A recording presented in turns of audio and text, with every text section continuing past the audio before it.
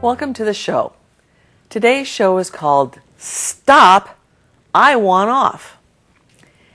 What we're talking about today is that idea of living moment by moment, but also how to go from that feeling of overwhelm to really have a more balanced life. But first off, before we do anything, I'd like to welcome my guests. Thank you. Reverend Jay Dudley and Dale Gaskin. Thank you for coming back on the show tonight. First off, Dale, there's a story or a little poem that I'd like you to read for the audience. Please give the title first. And the poem is called It's Up to You. God gave you this day to do just as you would.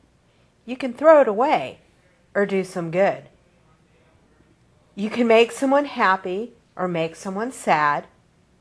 What have you done with the day you had? God gave it to you to do just as you would. You can do what is wicked or do what is good. You can hand out a smile or just give them a frown. You can lift someone up or push someone down. You can lighten a load or some progress impede. You can look for a rose or just gather some weed. What did you do with your beautiful day? God gave it to you. Did you throw it away? Wow. That's what you have to think about. You know, what is it that God is really giving us? He gives us such a precious gift of just life itself. How are we using it? How are we actually dealing with it? I know for me personally, I've talked many times on the shows about, you know, what's happened in our past is done. There's really nothing we can do about it. In the future, yes, we can have goals, we can have dreams, we can have wishes that we would like to accomplish. But overall, the only thing, but it hasn't happened. The only thing we have is right now. This instant at this moment. How do we want to live it? And that's what I like about this poem, is that it's talking about God gave you a great day. What are you going to do with it? Are you going to really make it a good day, or are you going to screw it up? Anyway, but first off, let's talk a little bit about, what do you think about this idea? Do you believe living moment by moment can make a big impact on your life?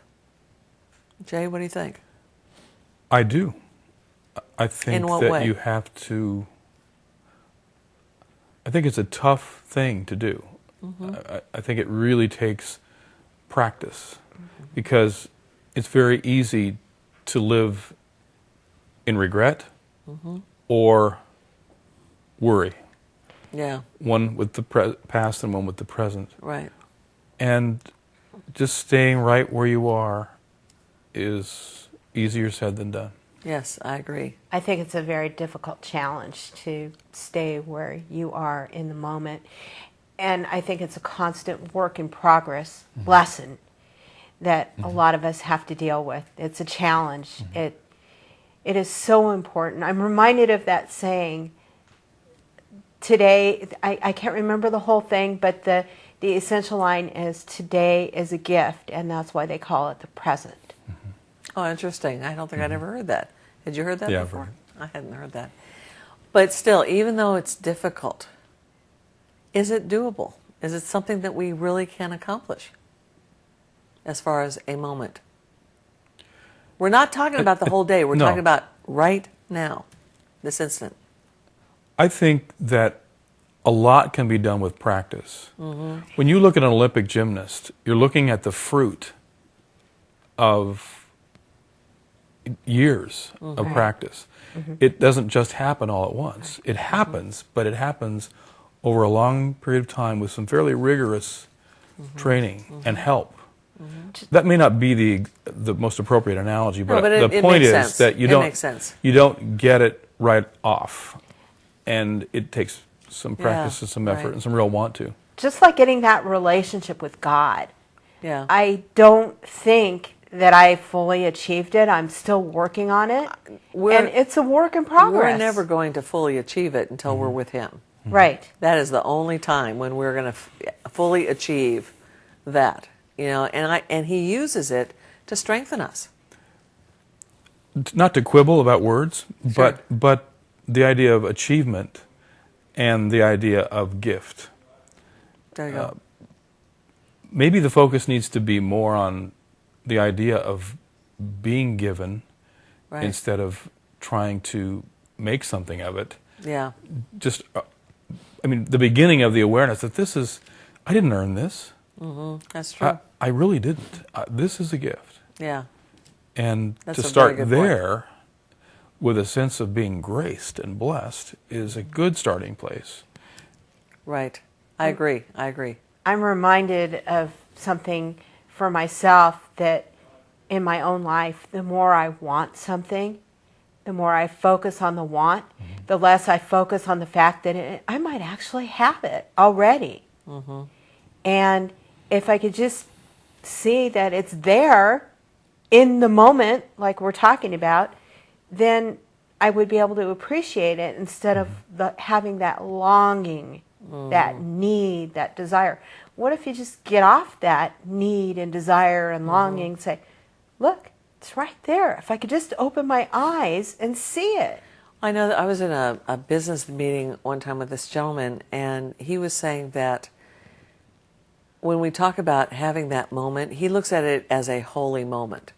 And he said, when you look at it, if you blew it, or you didn't say something you should have said, or maybe you said something anyway, but it didn't go the way it was supposed to.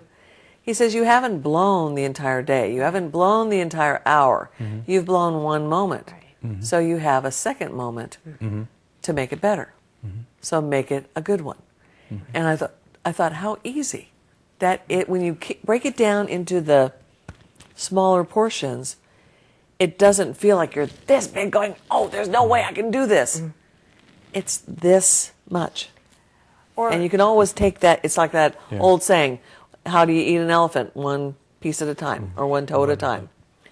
And so it's that small, breaking this down to this. It's also the idea, I'm reminded of everyday life here. When you start out your day and you're getting ready to go and you've got things you have to do and everything, what happens? You have a flat tire. Yeah. Now, you have the choice. You can let that ruin your whole day and freak out, which I'm not going to say that I'm exempt from doing that because I'm not. Or you can say, okay, I got through it. I did it. And again, for me, I'm talking about a lot of the things that I've been going through. I'm here. Yeah, I've been going through a lot of trials and tribulations, but I'm here. But a lot of times when we go beyond, we start worrying and we start letting our human nature take over and say, oh, I've got to do this, I got to do this, I got to do this. And you get more and more, and you get this big, long list of all the stuff, and you're going, I'm never going to be able to get it done. And you get yourself in such a panic. That's me. You get yourself in such a panic. And it's like, why? Why is this doing it? And I'm sure God's sitting there going, no, Karen, don't do that. Just rest. And with that, I want you to read Psalms 23. And you're reading out of the translation, or the Message. Yeah, those familiar with the King James might not recognize this, but it's really quite beautiful. God, my shepherd, I don't need a thing. You've bedded me down in lush meadows. You find me quiet pools to drink from. True to your word, you let me catch my breath and send me in the right direction. Even when the way goes through Death Valley, I'm not afraid when you walk at my side. Your trusty shepherd's crook makes me feel secure. You serve me a 6-course dinner right in front of my enemies. You revive my drooping head. My cup brims with blessing. Your beauty and love chase after me every day of my life. I'm back home in the house of God for the rest of my life. When I listen to Psalms 23, and especially in the Message here, I'm thinking to myself, why am I worrying about this? Why am I stressing over the different things in my life? I really don't need to do that. But one thing I have realized, and I heard this from someone I don't know how long ago, But they were talking about, why don't you pray God's list? Pray for God's list for the day. I thought, uh-oh, I'm in trouble, because if I do God's list, all he's going to want me to be doing is studying the Bible, outreach, witnessing to people, going to church, going to Bible study, and I'm never going to get anything done.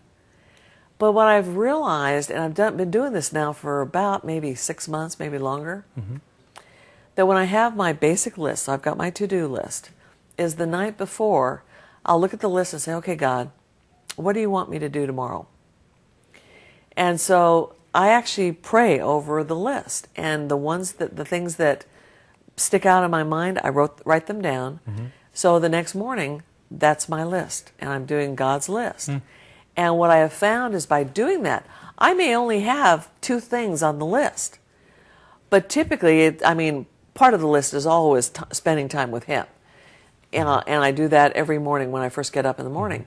But then I go through God's list, and as I start doing it, I always, by the end of the day, God's list is done. Embrace this God's life, and you will receive God's everything. What you have to understand is when God says this is a guarantee. God does not break His word. It is a guarantee. Believe it, trust it, and we'll see you on the next show. Thank you for joining us.